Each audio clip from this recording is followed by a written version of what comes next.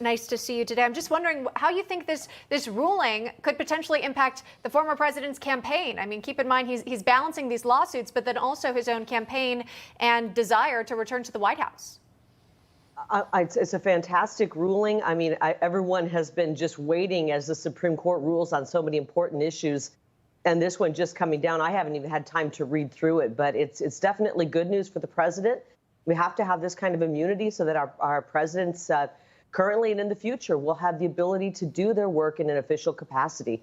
I'm thrilled about the ruling, and I'm sure President Trump is as well. I haven't talked to him today, but I'm sure he's ecstatic to hear about this ruling. Yeah, a lot of the celebratory posts that have been put out are in relation to the delay that this would obviously set in terms of a trial being able to play out pre-election. That's all but dead at this point, or appearing to be. It's dimming. It appears to be that if there was any, again, court proceeding on these charges by Jack Smith, it would be after the election. And this was something that was brought up at the debates by President Biden, which we saw that dismal appearance by Biden and Trump. Just your response there as you watched that played out. It appeared that, again, Biden did bring up a point saying he's the only convicted felon here, again, on stage with him is President Trump. Your reaction?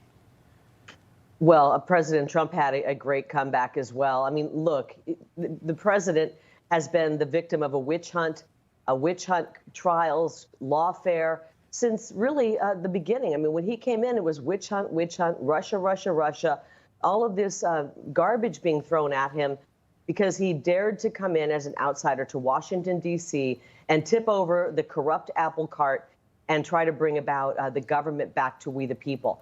And I don't think this will end. I think this will continue to go on. The deep state is very nervous about President Trump. They're going to try everything they can to stop this man. And we all know that conviction is just a bunch of garbage. The American people are onto it. Even if you look at the polling, the American people don't buy what was pushed on them in this trial. And that's why President Trump's poll numbers have gone up. He continues to become more popular as he stands and takes all of these hits for us, because we know it's not really him that they're after. It's every one of us. And, you know, I think about this all the time, guys. The FBI has all kinds of lists. And if you actually liked a tweet of President Trump or shared a tweet of President Trump, you're on one of those lists. I mean, this is getting crazy. Our government is working against us, not for us. We just showed briefly that Truth Social post, Trump's reaction to the news on presidential immunity, describing it as a big win for our Constitution and democracy, proud to be an American. So clearly a celebratory tone from the former president.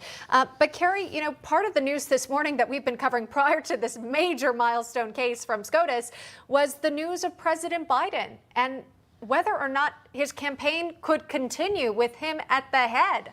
He was spent yesterday at Camp David, surrounded by his family, including the First Lady and Hunter Biden also there, publicly coming forward saying, Joe Biden staying on the ticket, we're rallying behind him. But there have been some concerns among top Democratic lawmakers and even some donors who don't feel like he's up to the job.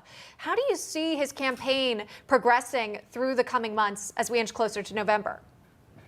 I find it interesting that they're just now starting to act like, the Democrats just now are starting to act like they're just becoming aware that Joe Biden has issues, cognitive ability issues, has issues with his ability to speak and to process things. It's interesting because we've seen it forever. We've seen it for months and years now.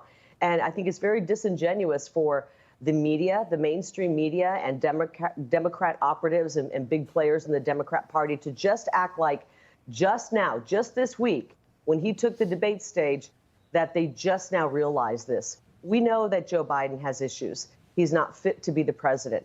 I'm very concerned about how we're going to get through the next several months. There's a lot happening in the world, most of it caused by Biden's leadership or lack of leadership. We're not tippy-toeing, but running headfirst into World War III. And we have Joe Biden, somebody who's not even fit to, finish a sentence, running the show, in charge of the nuclear codes. We have to do something about this. I don't know. I don't really care who they put at the top of the ticket. I'm worried about who's sitting in the White House right now, running the show as we watch as our world crumbles around us and our country crumbles.